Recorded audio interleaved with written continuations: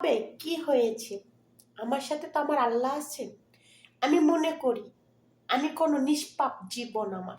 কেন নিষ্পাপ আমি মনে করি জানেন?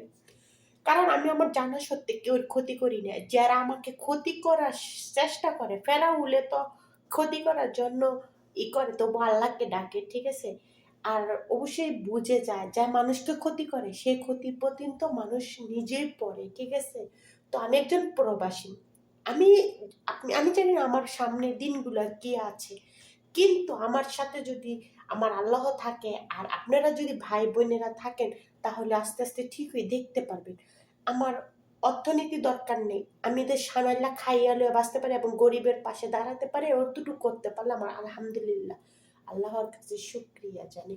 কেন না, আমি চাই না যে ওই সব বড় লোক হইতে বা অন্যের হক মারতে বা মানুষের কথা দিয়ে কথা রাখার চেষ্টা করবো, কারণ আমি জানি মরে যাব আর একদিন মৃত্যু অনাধিক হবে, বুঝছেন।